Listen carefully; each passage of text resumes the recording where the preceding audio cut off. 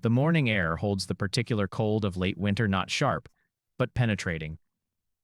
Captain Marcus feels it through his uniform as he moves along the perimeter, his footsteps deliberate on the stone pathway. The east wing gate appears in his line of sight at 0647, exactly where it should be, in exactly the state it should not be. He stops. His hand moves to the gate instinctively, though he doesn't push it. The hinges catch the early light, recently oiled. He can smell it, a faint metallic sweetness beneath the cold morning. The lock mechanism hangs loose, the bolt withdrawn, not forced. Deliberately unlocked from inside, then left ajar. Marcus checks his wrist tablet.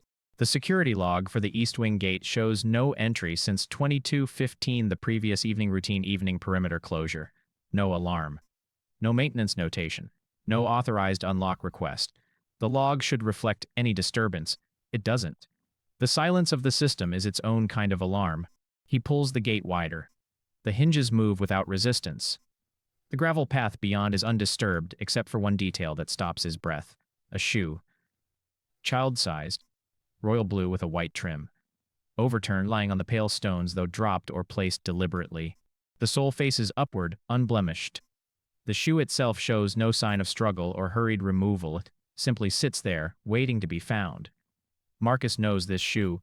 He has seen Princess Charlotte wearing matching pairs during formal corridor passages. 4 years old, daughter of the Crown Prince. He has never spoken directly to her, has maintained the appropriate professional distance, but he has noted her, the way guards do, cataloging the palace's protected persons, understanding their routines, their vulnerabilities. He does not touch the shoe. He photographs it with his tablet, the angle showing the gate, the path, the shoe in relation to the palace entrance. The images appear on his screen in sequence. Evidence, documentation. The first step in a protocol he has trained for but never expected to follow. His radio crackles. Routine morning reports from the outer perimeter. All clear. No incidents. The shift is proceeding normally in every sector except this one, which is proceeding in a way the system does not yet recognize as abnormal. Marcus stands between the open gate and the shoe, suspended in the moment before his next action.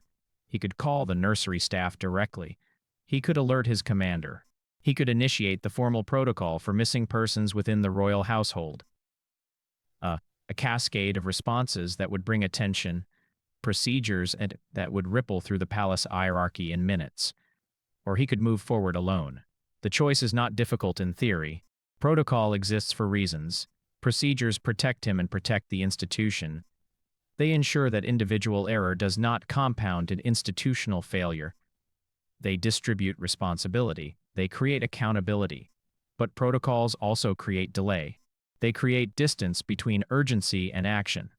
They create space for miscommunication, for bureaucratic hesitation, for the kind of institutional inertia that matters when a 4-year-old child's shoe lies abandoned on gravel with no explanation in the security log. Marcus reaches down and retrieves the shoe. He places it carefully in the evidence pouch at his belt, sealing it against contamination. Procedurally correct. Operationally illogical. He is gathering evidence that something is wrong, while the system still insists that nothing has been reported. He moves through the gate. The hinges do not make a sound. The East Wing nursery occupies the 3rd floor of the palace's residential section. Marcus approaches it at 7:02, the shoe still sealed in his evidence pouch. The corridor is occupied by a single staff member, Hannah, one of the 3 daytime nurses assigned to Charlotte's care. She sits at the anteroom desk reviewing what appears to be a schedule. She does not look up as Marcus enters. "Captain," she says, without raising her eyes. The acknowledgement is perfunctory. "Perimeter check? Routine?" Marcus replies. It is not a lie. Not technically. His access card grants him authorization to move through residential areas. His presence requires no special justification. "I need to confirm the princess's current location for log documentation." Hannah gestures toward the sleeping chamber. "She's with Dr. Reinhardt. Medical evaluation. Started about an hour ago." Marcus feels the information settle against the shoe in his pouch. An hour ago would place the evaluation at approximately 06 Ebert. Before he discovered the gate, before the shoe, before any formal authorization would typically be documented. "I'll need to see the morning authorization," Marcus says. His voice remains level, professional, The voice of a man conducting routine verification. Hannah's fingers pause on her tablet. She looks up now, and there is a microsecond of hesitation in her expression, the briefest moment of recalibration. Then she gestures to the chart on her desk. Morning orders came through at 5:45. Standard physical. Dr. Reinhardt's routine assessment. Marcus leans forward without touching the tablet. The screen shows the nursery log for the current date. His eyes scan the entries. Sleep notation at 21:30 the previous evening. Morning vitals recorded at 6:15. Breakfast consumption at 6:35. No mention of Dr. Reinhardt or medical evaluation. The log doesn't reflect the evaluation, Marcus says. Dr. Reinhardt will update it when she's finished, Hannah says. Her eyes move back to her own tablet. The dismisser, she has answered his question. Routine procedure is satisfied. But Marcus does not move. I'll need to see the authorization order directly. Hannah sets down her tablet. There is shift in her posture, not defensive, but careful, as though she is suddenly aware that this interaction has moved beyond routine. It came through the morning briefing system, says. Administrative notification, standard protocol for scheduled evaluations. Then it will be in the Palace Medical Scheduler, Marcus says. I can verify it there. Of course, Hannah says, but she does not offer him access to her system or direct him to the medical wing. She simply sits, waiting, as though the burden of verification has now transferred to him. Marcus moves toward the sleeping chamber. His hand touches the door panel. The door is locked, standard security measure for royal sleeping areas. His access card will open it. His authority permits it. But crossing this threshold will register in the system as an entry into the princess's private space. It will create a timestamp. It will generate a notification to the security monitoring system. He hesitates. Not from fear of protocol violation, he is well within his authority.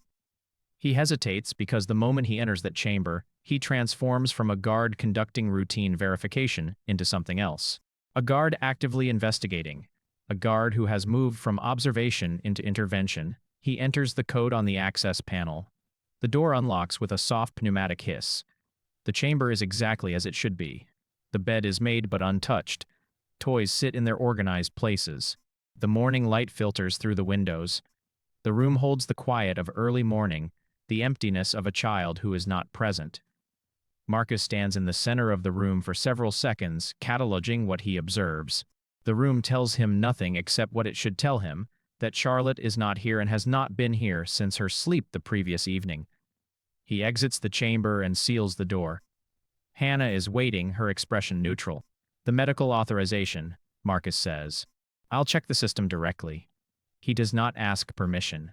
He is already moving toward the corridor, toward the administrative terminal 2 floors below, where the palace's medical scheduler maintains its records of every appointment, evaluation, and procedure. Hannah does not stop him. She simply watches him leave, and Marcus understands, in that moment, that she knows he has already begun to suspect something beyond routine procedure. The administrative terminal showed nothing. No scheduled evaluation for Princess Charlotte. No Dr. Reinhardt entries for the morning hours. No authorization codes. No notation. The medical scheduler is maintained with institutional precision, every appointment logged, every provider tracked, every timestamp verified against access credentials. The absence of Charlotte's evaluation was absolute. Marcus left the administrative wing at 7:23 and moved through the service corridors. The palace has 2 infrastructure systems: the formal passages where visitors and official staff conduct business, and the network of service routes that sustains the institution's operations. Maintenance staff, groundskeepers, delivery personnel, and security move through these corridors constantly. They are documented less frequently than formal movements. They are observed less closely. Victor works the palace grounds. Marcus has seen him in the East Wing gardens dozens of times, a man in his 60s, methodical, present at odd hours. Groundskeepers begin early. They know the palace's rhythms in ways that formal staff do not. Marcus finds him in the maintenance corridor near the South Tower auxiliary entrance. Victor is inventorying pruning equipment, his hands moving with the deliberate precision of someone who understands the value of order. He looks up as Marcus approaches. There is no surprise in his expression, only a kind of resigned recognition. "Captain," Victor says. It is a greeting and an acknowledgement of something understood but unspoken. I need to ask you about this morning, Marcus says. His voice is quiet. The service corridor is empty, but the habit is between 5500 and 06. Victor sets down his clipboard. His hands remain still. I was told not to discuss it. By whom? By Hannah, the nurse. Victor's eyes move away from Marcus, focusing on the equipment in front of him. She found me near the East Wing Gardens at 5:20. She said if anyone asked about unusual activity this morning, I should decline to comment. She said it was authorized and would be documented properly. Marcus feels the architecture of the situation shift. Hannah, the nurse who claimed the evaluation was routine. Hannah, who did not offer verification when Marcus questioned the authorization. Hannah, who knew the medical scheduler would show nothing. What did you see? Marcus asks. Victor is quiet for a long moment. Then he speaks, his voice low and deliberate, as though he has already prepared this statement multiple times in his mind. At 05:30, I was checking the irrigation system near the South Tower. A figure came out of the East Wing service exit, carrying something, or someone. He pauses. Small, child-sized. The figure was moving quickly but not running. Professional movement. They went toward the South Tower, toward the restricted medical wing entrance. Could you identify the figure? No. They wore palace staff, clothing dark uniform. That was all I could see. The light was poor. I wasn't close enough. Did you see the child's face? No. Victor's jaw tightens slightly. But the child was not moving. Just carried. Marcus processes this information. A child carried at 5:30 in the morning toward the South Tower medical wing. By someone in palace staff uniform.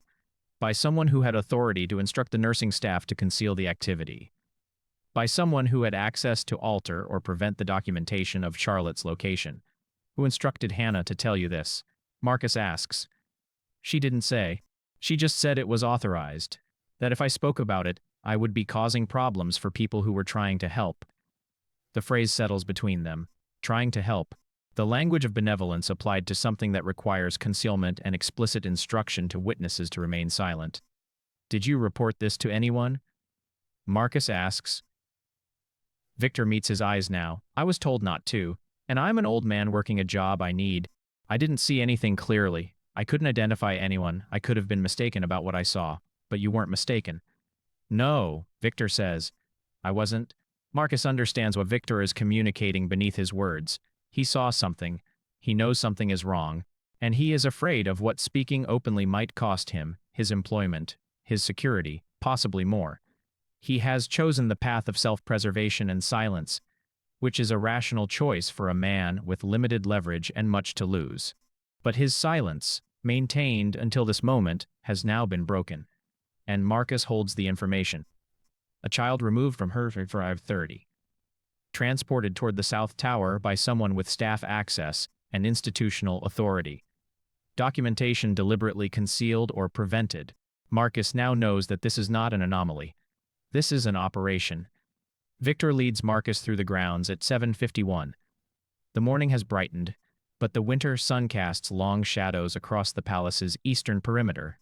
They move without conversation, two figures moving with purpose, but without urgency, nothing that would draw attention from the security cameras mounted on the palace exterior. The shed sits beyond the formal gardens, in the section of grounds designated for demolition and renovation. It is a structure from an earlier era of the palace wood frame, single entry, scheduled for removal within the month according to the maintenance projections Marcus wrote on his tablet. The lock on its door is industrial grade, recently installed, not consistent with the decay of the building itself. Victor produces a key from his pocket. I'm authorized to maintain this section, he says quietly, including securing any remaining equipment before demolition. He does not explain how he obtained the key or why he is using his authorization to grant Marcus access. Both men understand this action, once taken, moves beyond the realm of plausible deniability. The door opens inward. The interior is dim, light filtering through gaps in the wooden walls and a single grimy window. Marcus steps inside, his eyes adjusting. Victor remains in the doorway, and a lookout simultaneously. The shed contains evidence of recent habitation. A wattle sits on a wooden workbench. A child's book illustrated, with pages marked by wear rests beside it. Clothing lies scattered on the concrete floor. Small articles, a child's socks, an undershirt with a royal monogram embroidered at the collar. Marcus does not touch these items. He photographs each one with his tablet, capturing angles and proximity relationships. Documentation without contamination. The training is automatic. Then he sees the blood. It is not dramatic, not a spray or a pool. A thin smear on the concrete near the corner, approximately 15 centimeters in length. Dark. Dried enough to have lost its initial moisture but fresh enough to suggest a timeline measured in hours rather than days. Marcus photographs it. His hand trembles slightly as he adjusts the angle, but his face remains calm. The blood could be minor: a scrape, a nosebleed, a small cut. Children bleed easily, and blood is not inherently indicative of severe injury. But the presence of blood in this location, alongside the other evidence, indicates that Charlotte has been here recently, and that she has been hurt, at minimum. His eyes continue across the shed. In the corner opposite the blood, mounted on the wall near the ceiling, a security camera sits at an angle that suggests it has been deliberately disangled downward toward the floor rather than toward the interior space. The lens is covered with what appears to be electrical tape. Marcus photographs the disabled camera. The positioning is deliberate and professional. Not the work of someone acting in panic or haste, but of someone with technical knowledge and intent to conceal activity within this specific space. He turns in a slow circle, absorbing the totality of the scene. A locked shed with a recently installed industrial lock. A disabled security camera, evidence of a child's presence, a water bottle suggesting prolonged occupancy.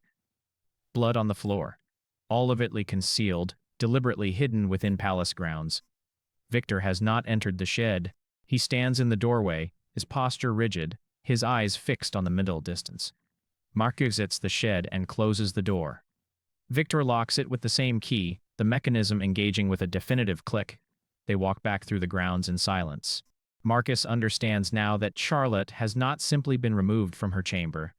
She has been transported to a hidden location within the palace itself. She is being held. The blood suggests injury or fear or both.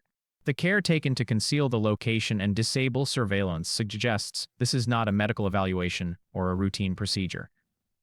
This is an abduction, and the infrastructure supporting it, the authority to instruct nursing staff, the access to disable cameras, the knowledge of unmapped spaces within the palace, the ability to alter documentation suggests that whoever is responsible operates at a level of institutional access that place them beyond the reach of standard security protocols.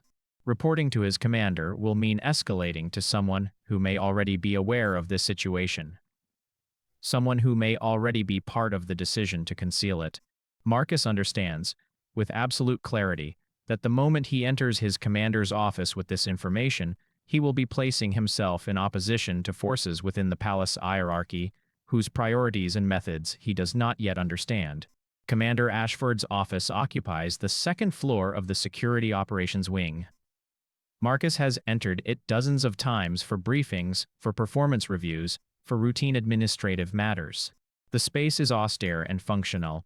A desk, 2 chairs, a wall display showing real-time security feeds from across the palace. Ashford sits behind the desk at 8:34, and Marcus knows immediately that something has shifted.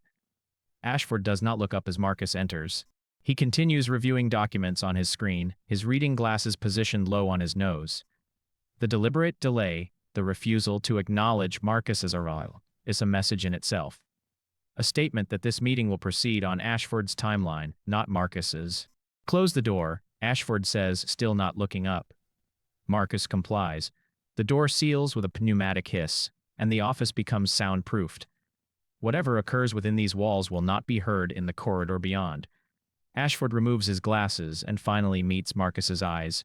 He is a man in his mid-50s, with the bearing of someone who has spent his entire career managing institutional hierarchies. His expression is neutral, neither hostile nor welcoming. It is the expression of a man who has already made decisions and is now simply executing them. You've been conducting an unauthorized investigation into the princess's location, Ashford says. It is not a question. Marcus does not respond immediately. The statement itself is acknowledgement that Ashford already knows what Marcus has done. The question becomes not whether Marcus has been observed, but how much Ashford knows and what he intends to do with that knowledge. I discovered irregularities during routine perimeter checks, Marcus says. His voice is steady. I followed protocol by investigating and attempting to verify information through available systems. You accessed the medical scheduler without authorization, Ashford says. You questioned nursing staff about documented procedures. You consulted with grounds maintenance personnel about activities outside their normal scope. You accessed a secured external storage facility and documented its contents. Ashford pauses. These are not routine perimeter checks, Marcus. These are investigative actions taken without authorization or supervision. Each point is accurate. Each action, taken individually, falls within the gray area between protocol and overreach. Taken together, they constitute an investigation conducted outside formal channels. The available documentation was as insistent, Marcus says. The situation warranted clarification. The situation, Ashford repeats slowly, is being handled appropriately through official channels. The princess is receiving necessary medical evaluation. This has been authorized at the highest levels. Your involvement is creating complications. Marcus feels the architecture of the situation crystallize. Ashford does not dispute that Charlotte has been removed from her chamber. He does not dispute that documentation is incomplete. He simply reframes these facts as authorized procedures being managed through appropriate channels. And he frames Marcus's investigation as an impediment to that management. Where is she? Marcus asks. That information is not within your purview, Ashford says. Your assignment is security of the residential perimeter. Princess's medical care is handled by appropriate personnel. Those are separate domains. I found evidence of injury, Marcus says. Ashford's expression does not change. Medical evaluation sometimes requires procedures that may cause minor discomfort. This is normal. The phrase minor discomfort applied to blood on a concrete floor, to a child transported in darkness before dawn, to evidence deliberately concealed and documented falsely, feels like a violation more profound than any physical act.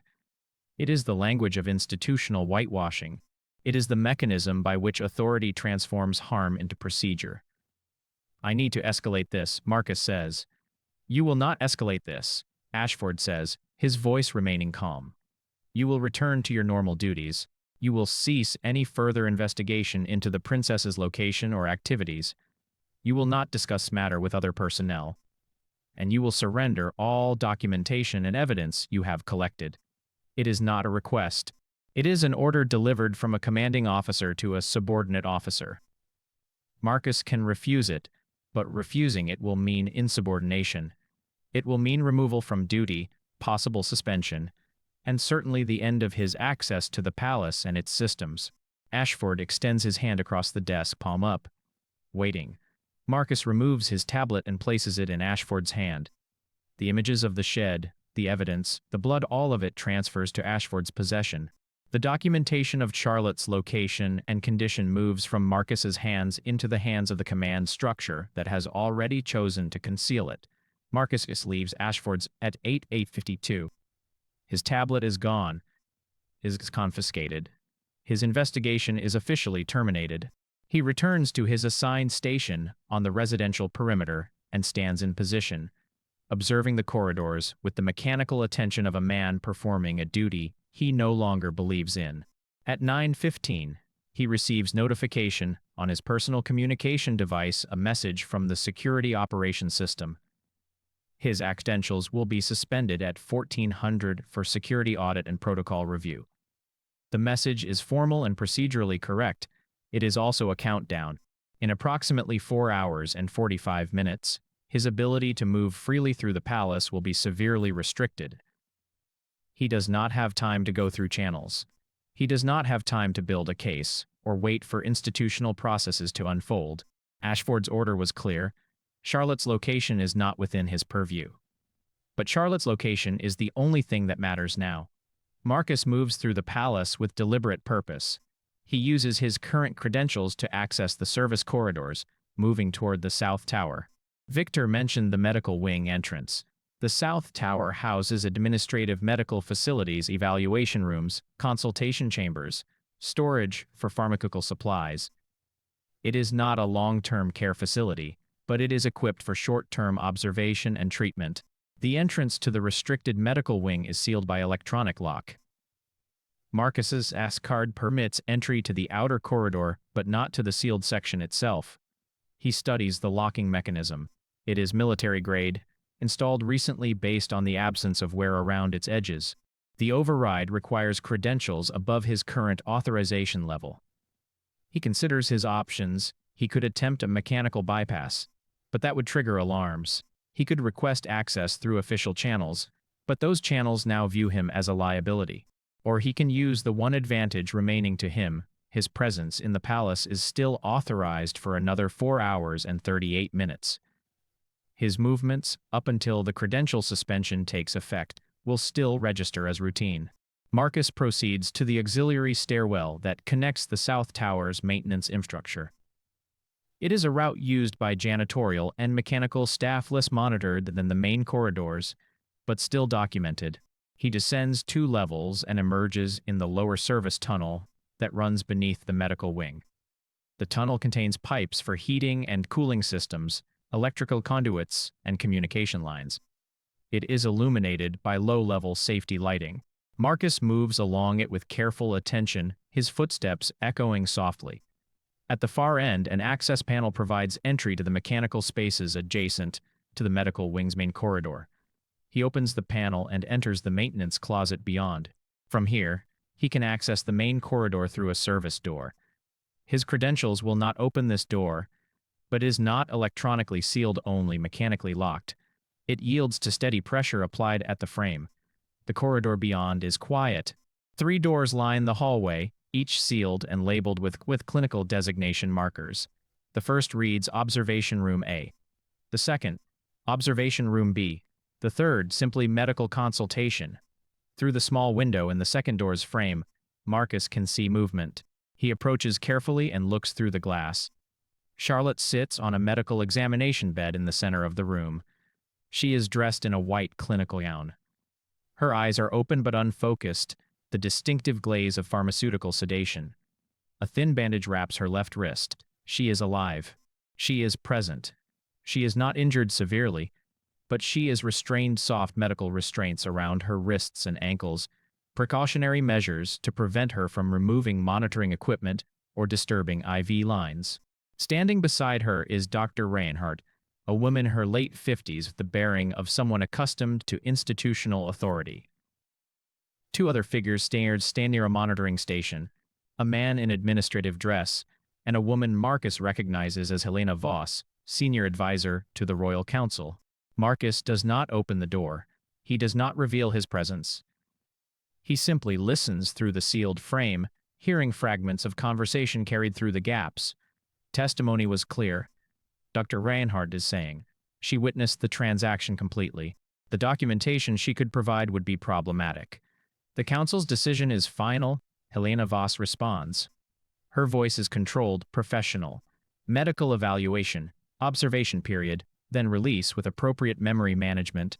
It will be documented as routine pediatric assessment. How long?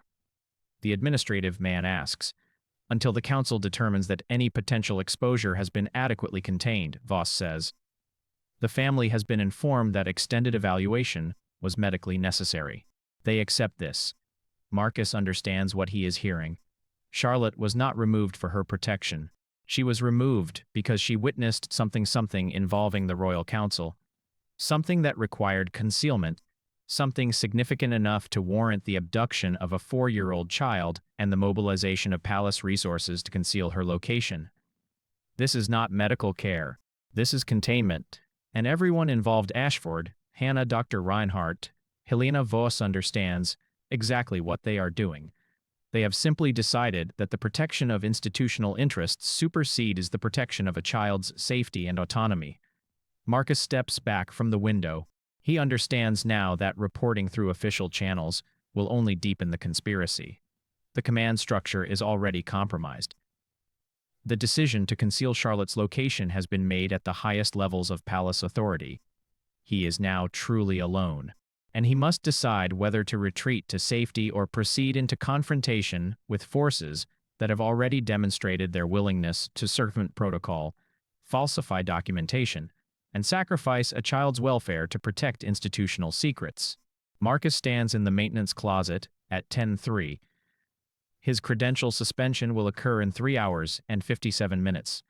Hand rests against the service door frame. Through the small window, he can still see Charlotte's sedated form on the examination bed. Dr. Reinhardt has left the room. Only the monitoring equipment remains active, its quiet beeping the only sound in the sealed space. He has 2 paths forward, and both are irreversible. The first path is extraction. He has the knowledge of Charlotte's location.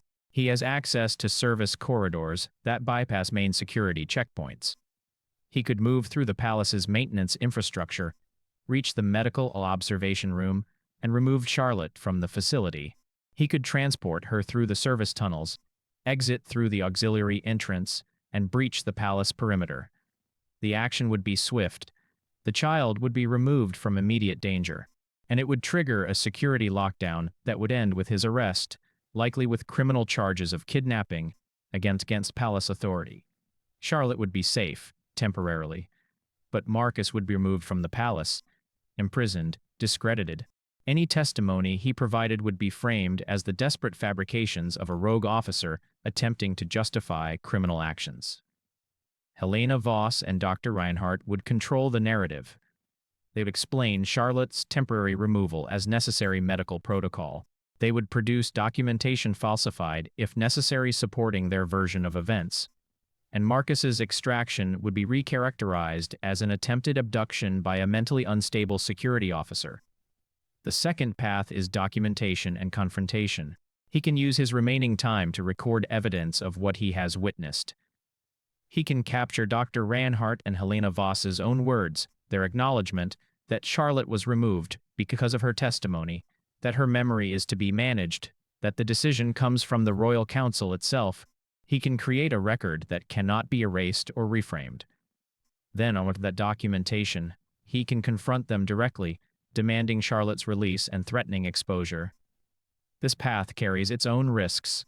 If his confrontation fails, if they refuse to release Charlotte, or if they decide to silence him, then his documentation becomes evidence of his own instability or misconduct. They can claim he fabricated recordings, that he manipulated audio or video evidence, and by confronting them, he gives them time to prepare, to move Charlotte to a different location, amplify their control over the narrative. But this path also offers something extraction does not. It offers the possibility of accountability. If his documentation is sufficient, if it captures the conspiracy clearly enough, then it becomes evidence that cannot be ignored even by the palace hierarchy. Becomes leverage. Marcus removes a secondary communication device from his pocket, one of the older models issued to security personnel years ago, largely obsolete and therefore minimally monitored. He activates its recording function and sets it in a ventilation opening that provides audio access to the medical observation room. The recording will be low quality, but sufficient for voice documentation. He sets it to continuous loop recording mode, which will preserve approximately 4 hours of audio before recycling back to the beginning. He returns to the small window and waits. At 10:17, Dr. Reinhardt re-enters the observation room with Helena Voss. The administrative man is no longer present. Marcus cannot see them clearly from his angle, but their voices carry through the door frame. He listens carefully, watching the recording indicator on his device pulse silently. The council wants confirmation that her cognitive function is not compromised, Voss says. They're concerned about questions during her psychological evaluation. The sedation is light, Dr. Reinhardt responds. She'll show normal cognitive markers. The memory suppression will be more subtle suggested gaps rather than complete erasure. When she's questioned, she'll have difficulty recalling specific details, but she won't appear obviously compromised. It will seem like normal child reformation inconsistency. Timeline: she can be released in 48 hours. The narrative is already in place. Extended evaluation due to pediatric concerns noted during routine screening. Her parents will accept it. The Crown Prince will accept it. And the medical documentation will show nothing unusual. The words settle into Marcus's understanding with terrible clarity. They are not simply containing Charlotte. They are chemically altering her memory and psychological state. They are planning to release her with falsified medical records, with manufactured cognitive gaps, with her mind deliberately compromised to prevent her from accurately recounting what she witnessed. This is not kidnapping. This is institutional violation at a level that moves beyond criminal into something more profound, the systematic alteration of a child's consciousness to serve institutional interests. Marcus realizes his choice has already been made. He cannot allow this to continue. Extraction would stop the immediate harm, but would leave the conspiracy intact and operating. Documentation and confrontation might fail, but it is the only approach that offers even the possibility of disrupting the entire apparatus. He steps back from the window. The recording device continues its silent documentation in the ventilation opening. He has approximately 3 hours and 45 minutes before his credentials suspend. He needs to use that time to gather evidence, to prepare for confrontation, and to position himself in a way that makes silence impossible for everyone involved. Marcus moves back through the service corridors toward the main palace infrastructure. He knows what he must do now, and he understands that doing it will mean confronting not just individual actors, but the institutional machinery that empowers them. Marcus moves through the palace with the calculated precision of a man operating within his final window of authorized access. His credentials will suspend at 1400. It is currently 11:23. He has used the intervening time to execute a specific sequence of actions, each one documented, each one leaving a trail that cannot be erased. He has copied the recording device's contents to an encrypted storage unit. He has created a secondary backup and placed it in a secure location accessible only to him. He has drafted a detailed written account of his investigation, time-stamped and witnessed by his personal authentication codes. And he has prepared a final communication that will be transmitted to 3 separate recipients simultaneously if he does not manually cancel within the next 4 hours. At 11:31, Marcus enters the administrative wing of the South Tower and requests access to Dr. Reinhardt's office. He is still an authorized security officer conducting investigation duties. His request is processed without question. He is granted access. Dr. Reinhardt is not present. Marcus uses the 15 minutes of authorized office access to locate her schedule. She will be in the observation wing from 1200 to 1330, conducting final medical evaluation of her patient. After that, she has a meeting with Helena Voss and the administrative staff. Marcus exits the office and positions himself in the corridor adjacent to the observation wing. He waits. At 12:04, Dr. Reinhardt exits the observation room and begins moving the administrative conference space. She is alone. Marcus intercepts her at the corridor junction. "Dr. Reinhardt," he says. His voice is calm, professional, unthreatening. "I need to discuss the medical evaluation you're conducting on Princess Charlotte." Dr. Reinhardt stops. Her expression does not change, but her hand moves toward the communication device at her belt. "That information is confidential," she says, "and it's not within your authority to access it." "I'm not accessing it," Marcus says. "I'm discussing it, and I'm telling you that I have documentation of your conversation with Helena Voss at 10:17 this morning. I have recording of your statement that the princess's memory will be chemically suppressed. I have documentation that this was done at the council's direction, and I have copies of that documentation in locations that will be transmitted to the Crown Prince, the Parliamentary Oversight Committee, and the Independent Medical Authority if I do not personally cancel those transmissions by 1500 today." The color drains slightly from Dr. Reinhardt's face. She understands immediately what has occurred. She has been recorded. She has been documented. And that documentation exists beyond her control or institutional suppression. "You have no authority to," she begins. "I have authority as a security officer investigating child welfare violations within the palace," Marcus interrupts. His voice remains calm, but it carries the absolute weight of someone who moved beyond negotiation into declaration. "What I'm informing you of now is that the princess will be released from observation immediately. She will receive no additional sedation. She will receive no memory suppression treatment. and her medical file will be documented as normal pediatric evaluation with no interventions beyond routine assessment. That's not possible, Dr. Reinhardt says. The council has committed a crime, Marcus says. Specifically, the deliberate chemical alteration of a child's cognitive function to suppress testimony. That's not medical procedure. That's institutional conspiracy to obstruct justice and harm a child. You can participate in the cover-up and face prosecution when this inevitably becomes public, or you can cooperate now and face significantly reduced consequences. Dr. Reinhardt's jaw tightens. She is calculating. She is weighing the certainty of Marcus's threat against the authority of the council. She is realizing that the council's authority extends only within the palace, and Marcus's documentation extends beyond it. If I refuse, she asks quietly. Then at 1500, my documentation goes public, Marcus says. The Crown Prince will receive it. The Parliamentary Oversight Committee will receive it. Independent medical authorities will receive it, and you will be facing charges of child endangerment, conspiracy to suppress testimony, and violation of medical ethics codes. Additionally, every other person involved, Ashford, Hannah Voss, the administrative staff, will also face prosecution. The only question is whether you cooperate now or face the consequences alone. It is a bluff and not a bluff simultaneously. Marcus's documentation exists, it will be transmitted, but the consequences he describes depend entirely on whether the Crown Prince and parliamentary oversight actually act on that documentation. He is betting that they will. He is betting that the institutional mechanisms designed to prevent corruption are not entirely compromised. It is a significant bet. Dr. Reinhardt stands motionless in the corridor. Around them, palace staff move past, engaged in their ordinary routines, unaware that institutional power is being negotiated in this moment. I need to speak with Helena Voss, Dr. Reinhardt says finally. No, Marcus says. You need to stop the observation protocol and release the princess. You can inform Voss afterward if you choose, but the decision is being made now. This moment. You can cooperate or you can face prosecution. Those are your options.